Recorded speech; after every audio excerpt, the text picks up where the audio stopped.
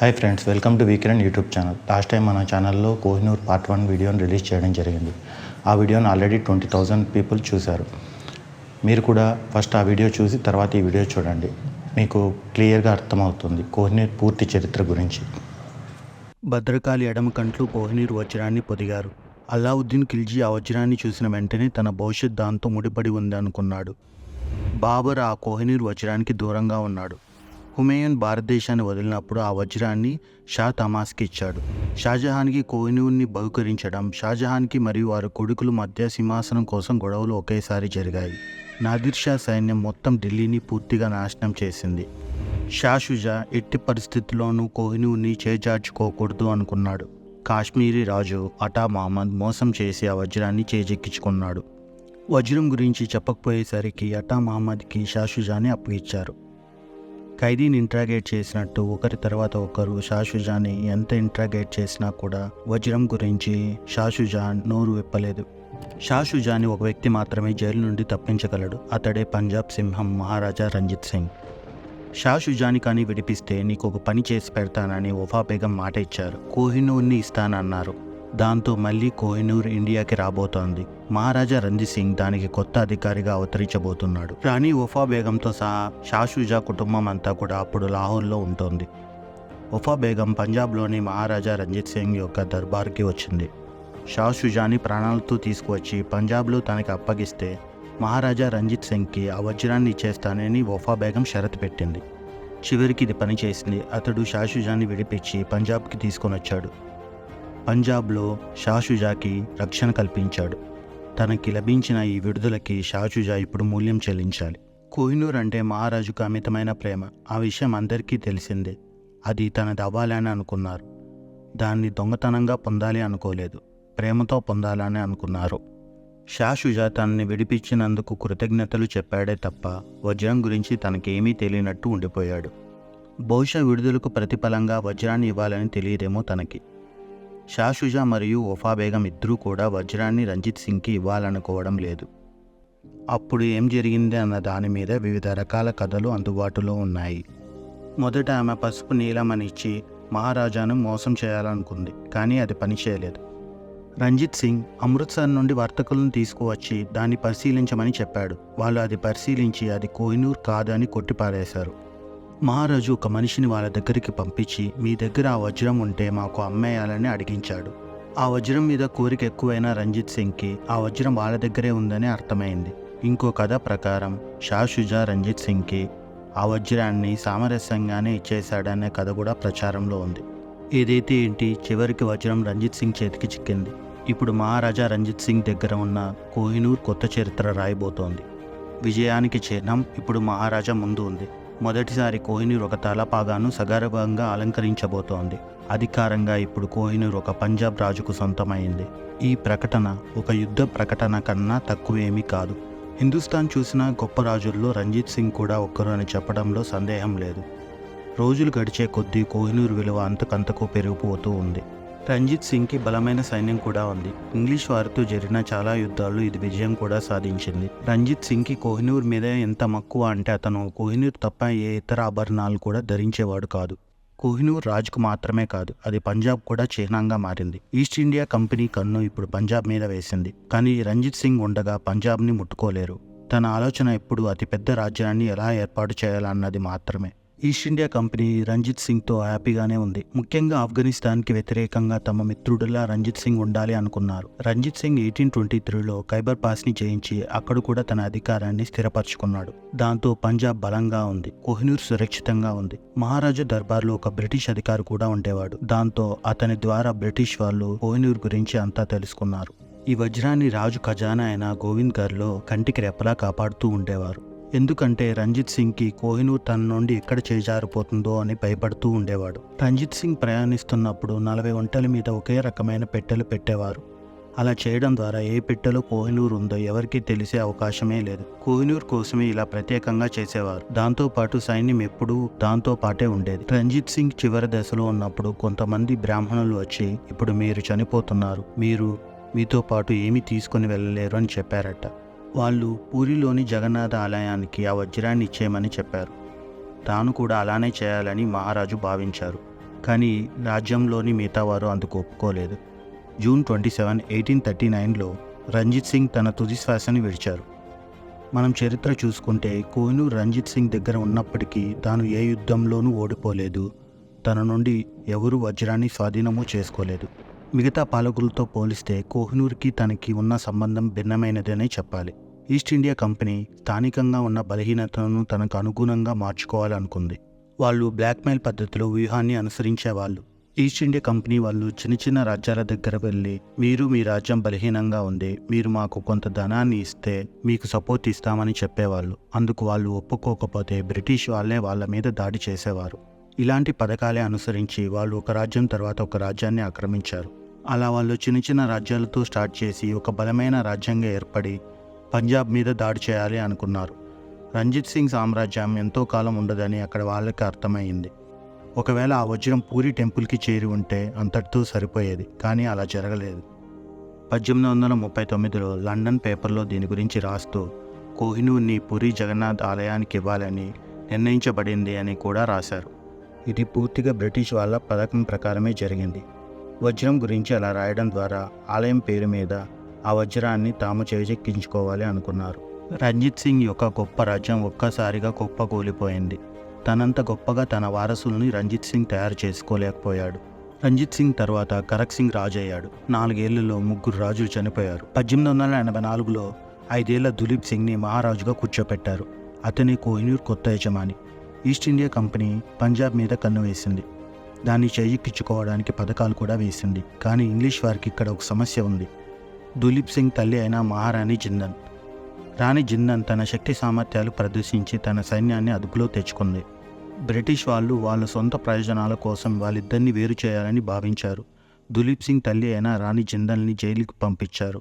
దాంతో east India కంపెనీకి రాజ్యాన్ని ఆక్రమించుకోవడానికి మార్గం సులువైంది. 1845-46లో మొదటి ఆంగ్లో సిక్ యుద్ధం తర్వాత 1847లో బ్రౌన్ రామ్సే లార్డ్ డెల్హౌసీని తమ గవర్నర్ జనరల్గా ప్రకటించడం జరిగింది. డెల్హౌసీ లక్ష్యం ఒకటే, రాజ్య ఆక్రమణ. 1848 నుండి తాను పంజాబ్ ఆక్రమించుకోవడానికి సిద్ధంగా ఉన్నాడు. 1848-49లో రెండో ఆంగ్లో సిక్ యుద్ధం జరిగింది. కంపెనీ వారి గవర్నర్ జనరల్ జేమ్స్ సారథ్యంలో ఒక ఒప్పందం చేసుకోవడంతో ఆ యుద్ధం ముగిసింది. దాన్ని లాహోర్ ఒప్పందం అంటారు. విభజన జరిగిపోయింది. ఇంగ్లీష్ వారు పాలించడానికి ఇష్టపడుతున్నారు. 29 మార్చి 1849 షీష్ మహల్. ఆ రోజున బ్రిటిష్ చరిత్రలో ఒక అధ్యాయం. అది నైతిక విలువల అర్థాన్ని మార్చివేసింది. కాగితాల మీద రాసిన పదాలు పంజాబ్ని దాని నుండి దూరం చేస్తున్నాయి.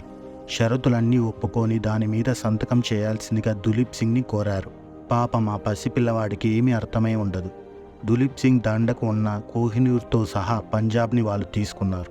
కోహినూర్ని బ్రిటిష్ రాణి విక్టోరియాకి ఇచ్చేయాలి అన్న షరతుని ప్రత్యేకంగా ఒప్పందంలో రాసుకున్నారు.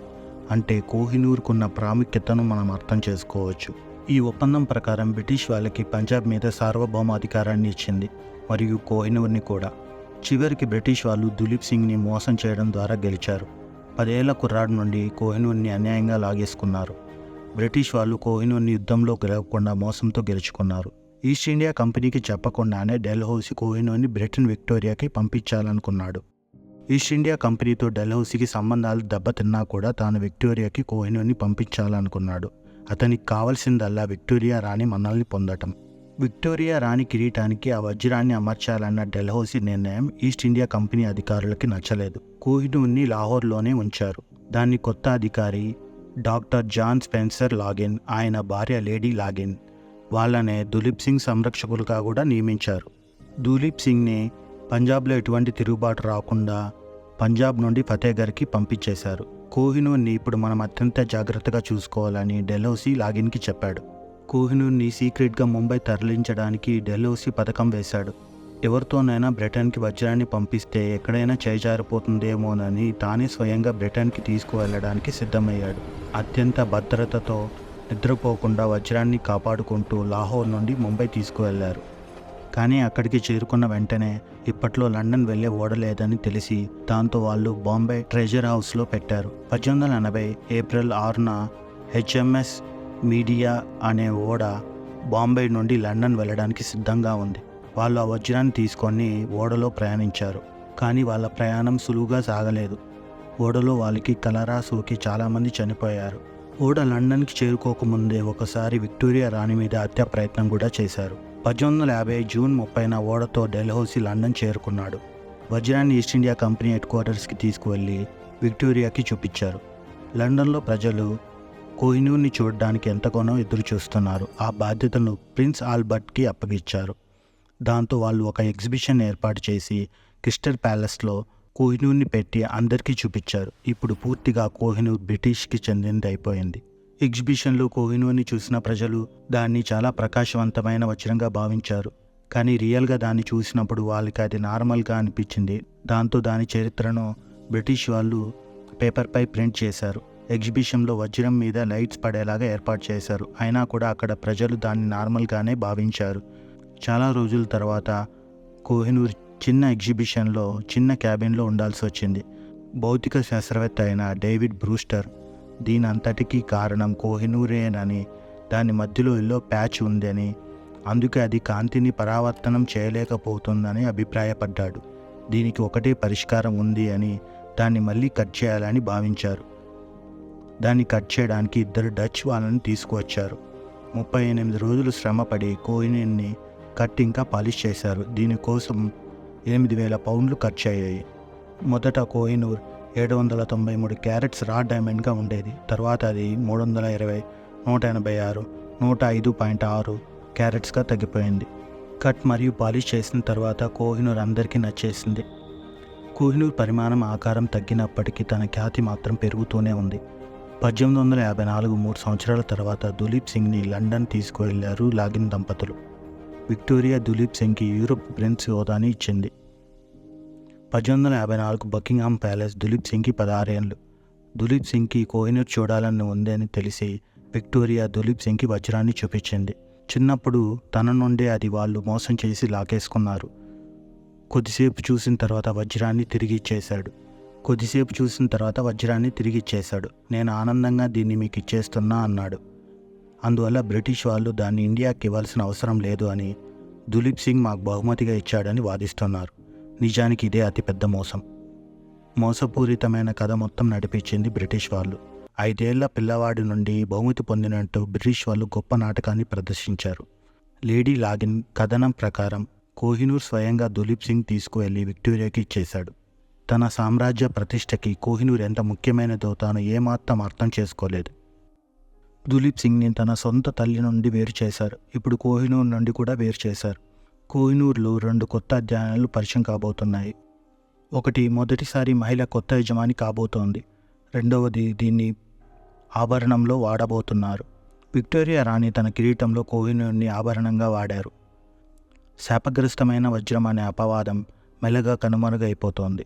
బ్రిటిష్ సామ్రాజ్యం మరింత విస్తరించింది. 1857లో జరిగిన స్వాతంత్ర సంగ్రామంలో అరాచకం, హింస ప్రబలడంతో కంపెనీ హక్కులు పూర్తిగా రద్దు చేశారు. కంపెనీ పాలన ముగిసిన తర్వాత బ్రిటిష్ పాలన మొదలైంది.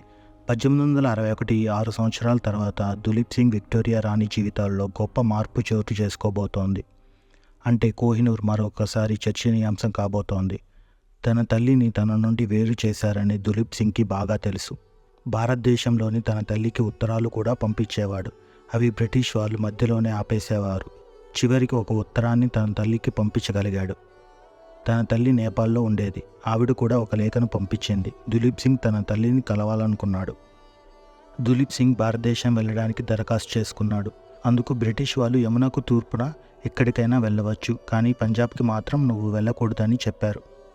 దాంతో అతను ఆవిడను కలకత్తాలో కలుసుకున్నాడు. తన తల్లిని బ్రిటిష్ వాళ్ళు చాలా కష్టాలకు గురి చేశారు. ఆవిడను ఒక శత్రువులా చూశారు. తన తల్లిని స్పెన్సర్స్ హోటల్లో కలుసుకున్నాడు. తన మహారాజు ఇక్కడ స్పెన్సర్స్ హోటల్లో ఉన్నాడని సిక్కు బెటాలియన్కి తెలిసింది. దాంతో వాళ్ళు అక్కడికి వచ్చి తనని కలవాలని చూశారు. అక్కడ ఉన్న తన మనుషుల్ని చూసి దులీప్ సింగ్ చలించిపోయాడు. తన తల్లిని కలిసిన తర్వాత తన జీవితంలో ఏం కోల్పోయాడో దులీప్ సింగ్కి అప్పుడు అర్థమైంది. తనలో తన తండ్రిని చూసుకోవడం మొదలుపెట్టాడు. తర్వాత ప్రిన్స్ ఆల్బర్ట్ చనిపోయాడు. దులీప్ సింగ్ లేఖ విక్టోరియాకి చేరింది. కోల్పోయిన తన ఆస్తి కోహినూర్ గురించి ఆ లేఖలో చర్చించాడు. కోహినూర్ మీద తన అధికారాన్ని క్లెయిమ్ చేశాడు. అది న్యాయం కూడా. ఎవరైనా మన మీద తుపాకీ పెడితే డబ్బు ఇచ్చేస్తాం, అంత మాత్రాన అది వాళ్ళకి మనం ఇచ్చే గిఫ్ట్ అయిపోదు. వాళ్ళ దగ్గర తుపాకీ లేదని తెలిస్తే మళ్ళీ మన డబ్బు కావాలని కోరుకుంటాం. 1870 లాహోర్ ఒప్పందం గురించి దులీప్ సింగ్ స్టడీ చేశాడు. బ్రిటిష్ వారిని ప్రశ్నించడం మొదలుపెట్టాడు మరియు న్యాయం కోసం అడగడం మొదలుపెట్టాడు. తన కొడుకు చేతికి కోహినూర్ని చూడాలని ఆశపడ్డ దులీప్ సింగ్ తల్లి ఆ కోరిక తీరకుండానే 2 సంవత్సరాల తర్వాత 1863లో రాణి జిందాని ప్రపంచాన్ని వదిలిపెట్టారు. తన తల్లి మరణం తర్వాత దులీప్ సింగ్ బ్రిటిష్ వాళ్ళు ఇచ్చే పెన్షన్ తీసుకోవడం మానేశాడు. విక్టోరియా రాణికి ఉత్తరాలు కూడా రాశాడు. మొత్తం తన కుటుంబం అంతా భారతదేశం వెళ్ళడానికి ఏర్పాటు చేసుకున్నాడు. కానీ తనని ఇరాన్లోనే ఆపేశారు. ప్రపంచంలో మీరు ఎక్కడికైనా వెళ్ళొచ్చు, భారతదేశం తప్ప అన్నారు.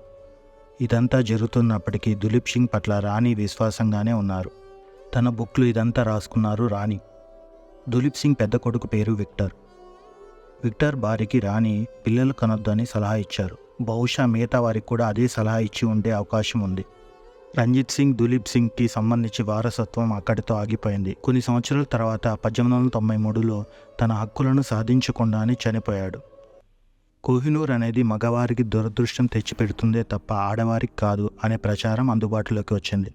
1901లో విక్టోరియా మరణం తర్వాత కొత్త అధికారుల్ని ఎంపిక చేశారు. 1903లో మహారాణి 3వ ఎడ్వర్డ్ భార్య అలెగ్జాండ్రా తన భర్త పట్టాభిషేకం సందర్భంగా తన కొత్త కిరీటంలో ధరించారు. మొట్టమొదటిసారిగా కోహినూర్ కిరీటంలో అద్భుతంగా మెరవడం మొదలుపెట్టింది. 3000 ఇతర వజ్రాలతో పాటు కోహినూర్ని కూడా అమర్చారు. ఈరోజు కోహినూర్ని టవర్ ఆఫ్ లండన్లోని జ్వాల్ హౌస్లో ఒక ప్రత్యేకమైన స్థానంలో ఉంచారు. 1947లో భారతదేశానికి స్వాతంత్రం వచ్చిన తర్వాత కోహినూర్ని భారతదేశానికి ఇవ్వాలని భారతదేశం డిమాండ్ చేసింది. ఇది ఒక ప్రభుత్వానికి సంబంధించింది కాదు, మొత్తం భారతదేశానికి సంబంధించింది. మొదట అది ఆంధ్రప్రదేశ్లో దొరికింది. 1739 వరకు కోహినూర్ ఢిల్లీలోనే ఉంది. కానీ తర్వాత మిగతా పాత్రలు వచ్చి చేరడంతో సమస్యలు మొదలయ్యాయి. ఇరానీయులు దాన్ని తమకే చెందాలని అంటారు. వాళ్ళు దాన్ని దొంగతనం చేసి పట్టుకొని పోయారు. నాదిర్ షా వచ్చి దోచుకొని పోయాడు కనుక అది తమకు చెందాలని అంటారు. తాలిబాన్లు కూడా తమకిచ్చేయాలని కోరారు. రంజిత్ సింగ్ ముఖ్య పట్టణం లాహోర్లో ఉండేది. అది ఇప్పుడు పాకిస్తాన్లో ఉంది. కాబట్టి పాకిస్తానీయులు కూడా అది మాకే చెందాలని అంటారు. ఒక వస్తువు, కానీ చాలామంది హక్కుదారులు. కోహినూర్ మీద చట్టబద్ధమైన హక్కులు కలిగిన ఏకైక దేశం భారతదేశం. అది ఎప్పటికీ భారతదేశానికి చెందాల్సిందే. బ్రిటిష్ వాళ్ళు భారతదేశానికి ఇవ్వడానికి ఇష్టపడట్లేదు. కోహినూర్ పొందకుండా భారతదేశానికి ఇచ్చిన స్వాతంత్రం సంపూర్ణం కాదని చంద్రశేఖర్ వెంకటరామన్ చెప్పారు. నిజానికి భారతదేశం నుండి అన్యాయంగా తీసుకున్నా కూడా దాన్ని బ్రిటిష్ వాళ్ళు గొప్పగా చెప్పుకుంటారు. ఇప్పుడు మరి ఎప్పుడో ఒకసారి ఇండియాకి కోహినూర్ వస్తుందని ఆశిద్దాం. మరిన్ని కథనాలతో మీ ముందుకు వస్తాను. ఇక సెలవు. వీడియో నచ్చినట్లయితే ఛానల్ని సబ్స్క్రైబ్ చేయండి.